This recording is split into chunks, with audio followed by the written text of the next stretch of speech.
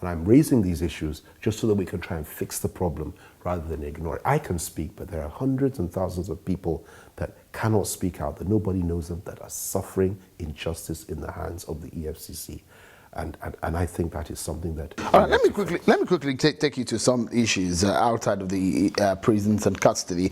Your party, which you stood for, and which perhaps some of the stands that you had is giving you this kind of trouble that you're seeing today, is in crisis right now. Yeah. Are you sticking with the party? But of course, the PDP is my party. I will never leave the party.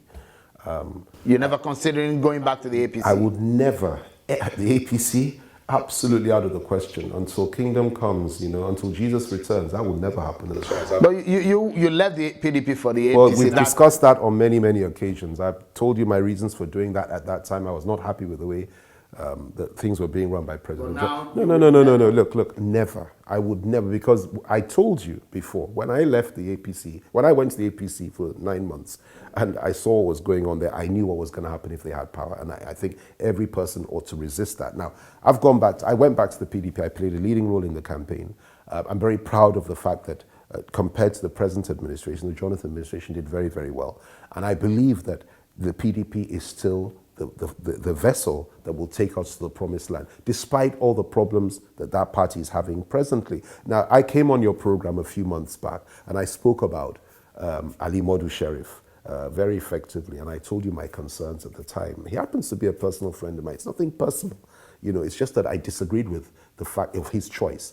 And there was an uproar at the time at some of the things that I said. But look at it now. The very people that put him there have come to agree with me and have told me privately and have said it publicly that I was absolutely right. I was a lone voice at the time, together with the ministers, PDP Ministers Forum, and we championed the fight against him. It wasn't anyone else. It wasn't the BOT. We did it. I started it, together with the Honourable Minister Turaki, Suleiman, and so many other former PDP ministers.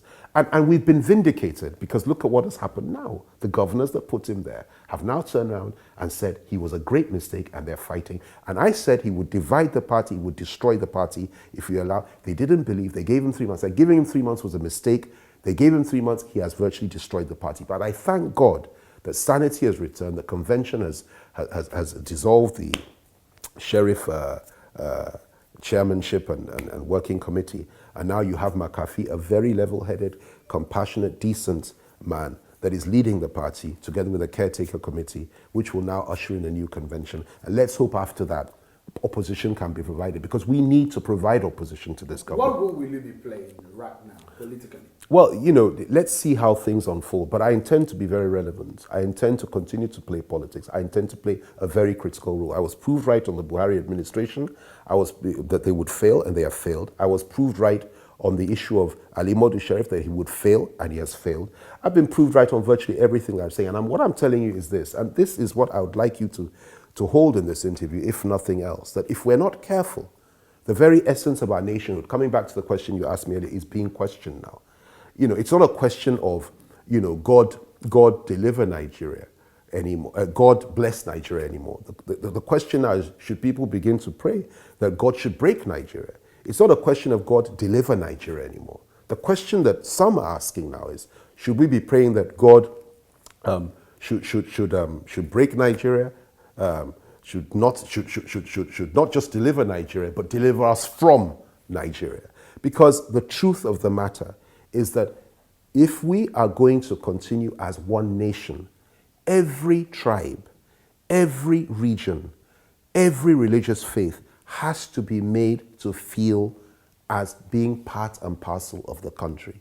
And my fear is that if we continue like this, that is not, once that doesn't happen, it will lead to greater agitation, not just for restructuring, because that's never going to happen. I was going to ask you about restructuring. It will lead to greater agitation, not just for restructuring, but for the breakup of the country. And that is something we should try to avoid, because those voices are coming out. On the issue of restructuring, that would have been perfect 10 years ago, 20 years ago, when we were calling for that. It's not going to happen, because those that believe that power should reside at the center so that they can continue to control the country at the expense of everybody else, will never allow it. The Northwest and the Northeast will never allow it without a fight. No, it's not only the Northwest and the Northeast that have held power. Yeah, but that's Obasanjo from the South. Obasanjo held power, but he wielded power in a way that everybody felt that they were part and parcel of the country. In fact, to the chagrin and annoyance of most of those of us from the Southwest who felt that, well, he's representing us, he should favor us. He never did that.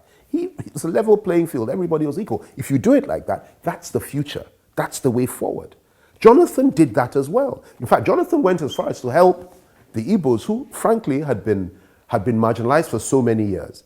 He really gave them a lot. And that was the right and proper thing to do, given what he has faced. But a situation whereby when everything is reversed and we're now back to the days of ethnicity, religious politics, where IPOB young IPOB members are being killed by our security forces, where Shia Muslims, over 1,000, are murdered simply because they blocked the road to the chief of staff, where you just have this type of unhindered violence, more violence now in the Niger Delta area. These Avengers are coming up now.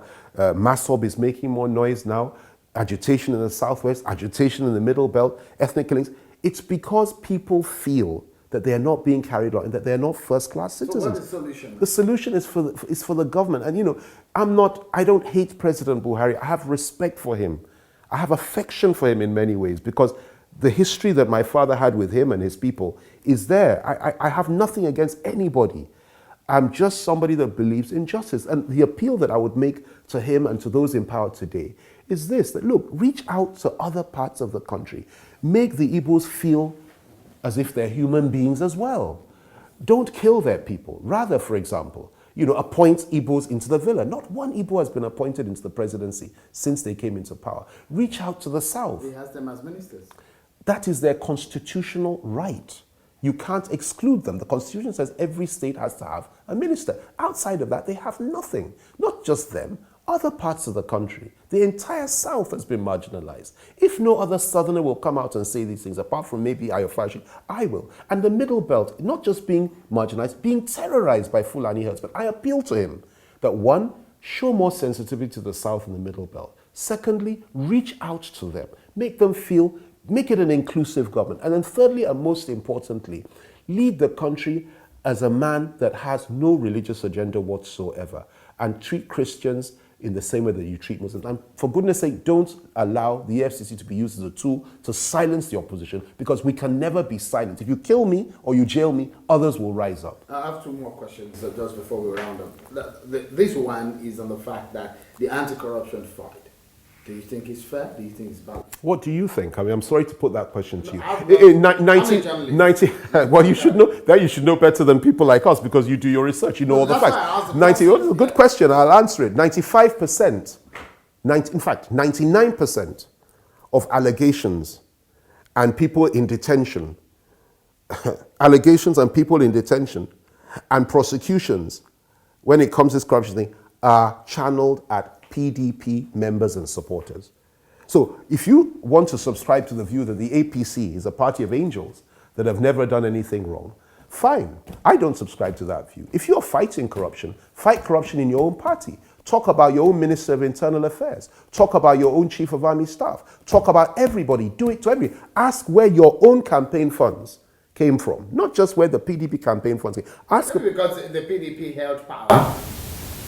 Listen, during the course of the election... And they had the federal funds. Well, now they have power and they're asking questions about the past. It wasn't only the PDP that had power. The APC had power in Lagos State, in Rivers State, and in various other states. Prosecuted people from that is the point. That is the point that hang on. They are investigating. They are investigating many former governors in the PDP. Many office holders in the PDP have been questioned on a daily basis. They just don't tell you. They come there, they answer questions. Some are detained, and they don't want people. And it's not just politicians; it's also businessmen. I saw people like Cletus Ibeto there being treated as if he's a young boy. This is one of the greatest businessmen we have in this country.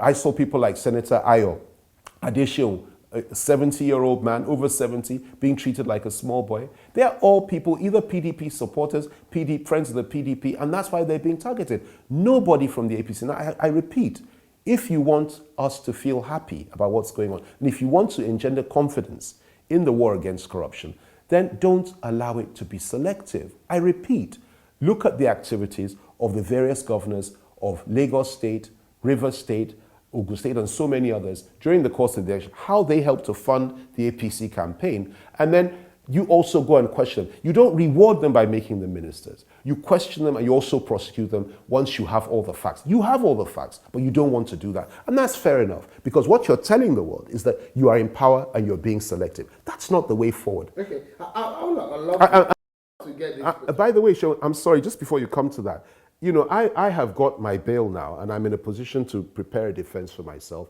and I'm ready and I'm delighted and I'm happy that the courts allowed that. So I have to give God the glory for that and thank the fact that our system works.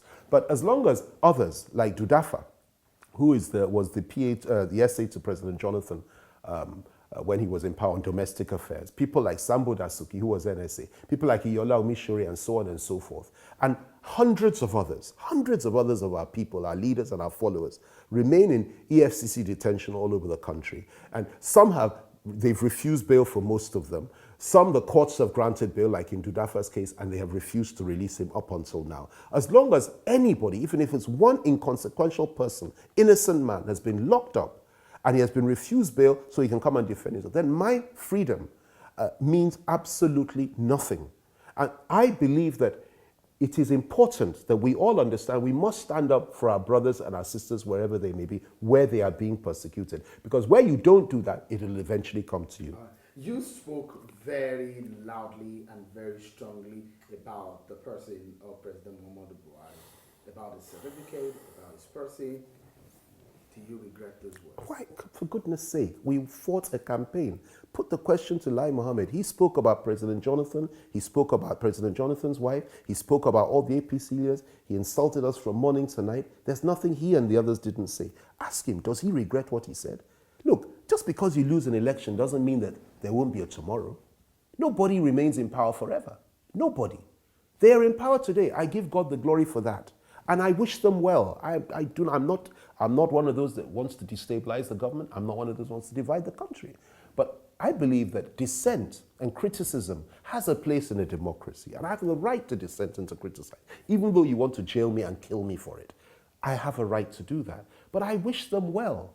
Now, you know, but finally, let me say this, that it is very important for you to appreciate the fact that I can never have any regrets about raising issues about those that we fought in order, to try to keep power. We fought, we lost, there's a tomorrow. We will fight again. 2019 is not too far away. We are alive and we are well. If you kill some of us, if you jail some of us, others will rise up. We will fight for power through the democratic process, and power will come back to the light. God will take power away from the forces of darkness, and he will give it back to the powers of light. And this time round, the PDP will do it right and do it properly, and we will never lose an election again. The PDP can get power in 2019? Absolutely. There's no hope. I believe what's going to happen is this, and I'm quite prophetic. I think, look at my record.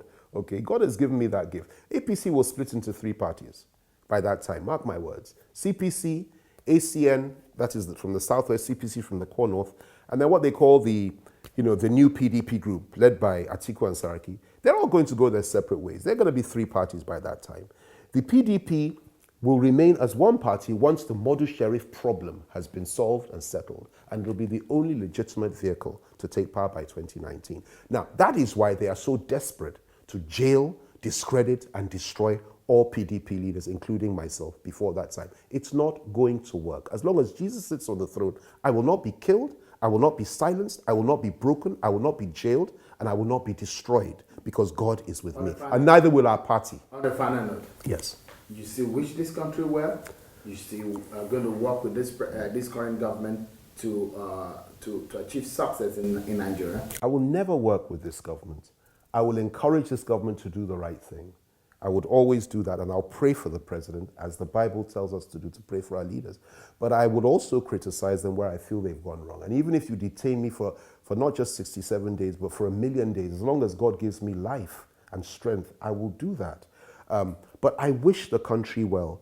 And I also pray to God that this government does the right thing in order for us to avoid a disintegration of this country. Because like I said, the voices of division, the voices of disintegration, and those that believe that this country should be broken into 2 or more pieces, are getting louder by the day. And we must not ignore that. We must do all in our power to ensure that everybody feels part and parcel. I have to thank all those that supported me, prayed for me, stood by me, my lawyers, my family, my wife, my little son Aragon, who I miss so much. I didn't see him for 67 days. And so many people, the goodwill, all those on Facebook and in the media and so on and so forth, that have been very good to me, very fair to me. And I give thanks to God for each and every one of them.